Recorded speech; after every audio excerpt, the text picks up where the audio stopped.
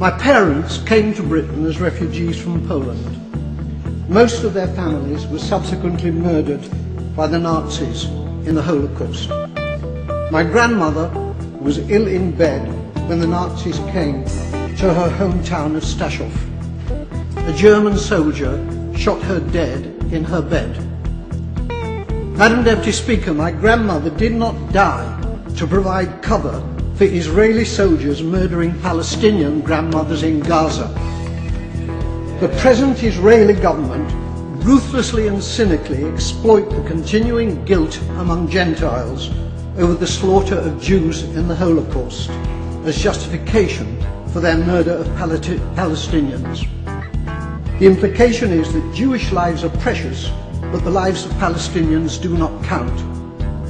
On Sky News a few days ago, the spokeswoman for the Israeli army, Major Leibovich, was asked about the Israeli killing of, at that time, 800 Palestinians. The total is now 1,000. She replied instantly, 500 of them were militants. That was the reply of a Nazi. I suppose that Jews fighting for their lives in the Warsaw Ghetto could have been dismissed as militants.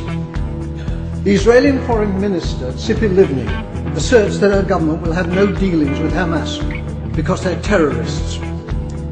Tzipi Livni's father was Eitan Livni, Chief Operations Officer of the terrorist Irgun Tzvai Leumi, who organized the blowing up of the King David Hotel in Jerusalem, in which 91 victims were killed, including 4 Jews.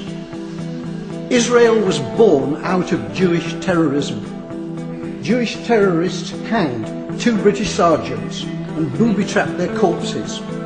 Irgun, together with the terrorist Stern Gang, massacred 254 Palestinians in 1948 in the village of Deir Yassin. Today, the present Israeli government indicates it will be willing, in circumstances acceptable to them, to negotiate with the Palestinian President Abbas of Fatah. It's too late for that, Madam Deputy Speaker.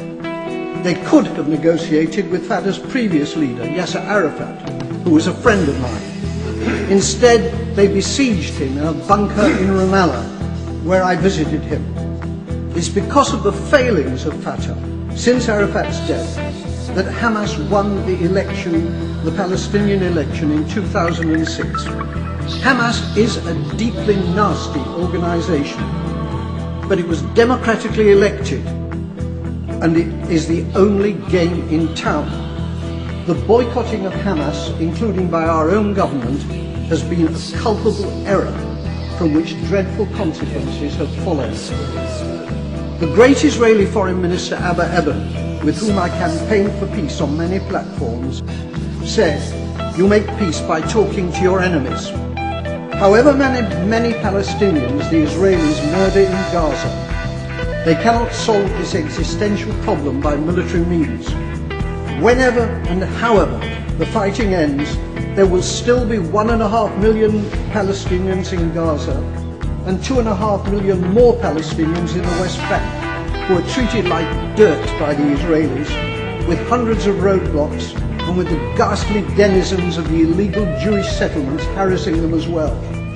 The time will come, not so long from now, when they will outnumber the Jewish population in Israel.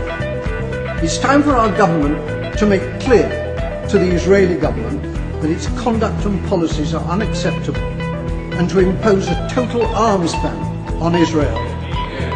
It is time for peace, but real peace, not the solution by conquest, which is the Israelis' real goal, but which is impossible for them to achieve. They're not simply war criminals, they're fools.